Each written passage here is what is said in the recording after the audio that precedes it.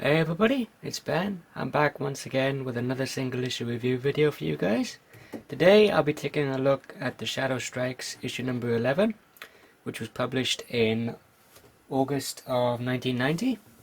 This issue is written by Gerard Jones and illustrated by Stan Drake and...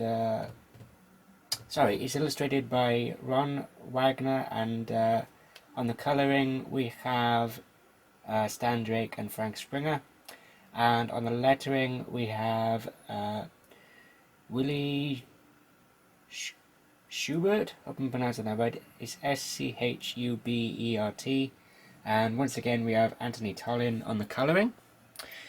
And the title of this issue, Out of the Past, focuses on the past of one of the Shadow's agents, of course being the lovely Margot Lane. And the story opens up with the fallout of the three-part storyline which took place through issues 8, 9 and 10, which was the fireworks storyline with the Shadow coming up against Shiwan Khan. And we have the fallout from that with the perpetrators who were involved in that crime being carted off by the authorities. And we also have a mention of Inspector Joseph Cardona, who appeared in the pulps written by Walter B. Gibson under the pseudonym of Maxwell Grant. And we have basically Margot is on her way home and is unfortunately assaulted by a stranger who she seems to recognize from somewhere in her past. But when she is happened upon by this guy, the issue more than shows that Margot is more than capable of looking out for herself, and she then starts to wonder exactly who would come after her like this. And we find out later on in the issue exactly who. And the reason why Margot was threatened by that guy was that he believes that that she owes both him and his boss some money, which again we find out the reasoning as to why later on. And so we have Margot actually. Let me see if I can find the page. There we are. We can see that in this panel here, Margot is putting in a call to Burbank, who functions as the Shadow and his agents, the communications guy, who relays the Shadow's orders to his agents and messages from the Shadow's agents directly to the Shadow, which I thought was a really cool introduction to Burbank. We also have Mo Shrevnitz, or Shrevi, makes an appearance as well. And we also have the Shadow and Harry Vincent and Margot Lane having a meeting in which we find out that we get a very interesting and very cool reveal about Margot. And we delve into her past a little bit as well in this issue. And we find out that Margot was actually married for a short time to a up-and-coming stockbroker during,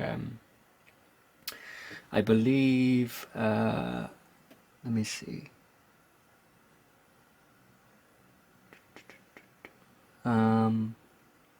It was shortly before the stock market crash. Anyway,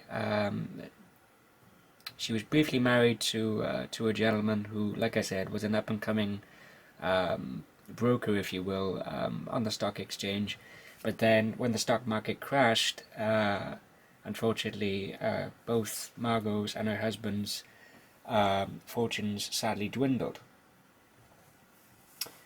And so we have Margot then returning to her home, where the same gentleman who we saw at the start of the issue actually returns, but this time we have the Shadow is actually there to aid and protect Margot from the gentleman that we met at the start of the issue. And we have some really, again, some really great reveals towards the end, with the circumstances and the people involved in actually tracking Margot down in the first place. And there's some great lines between Margot and Harry Vincent at the end, where Margot is exacting some clarity for herself, in the respect that she says that no matter how hard you try, you can't escape your past, which is very much true for anybody, whether it be in a fictional medium or in actual, day-to-day real life.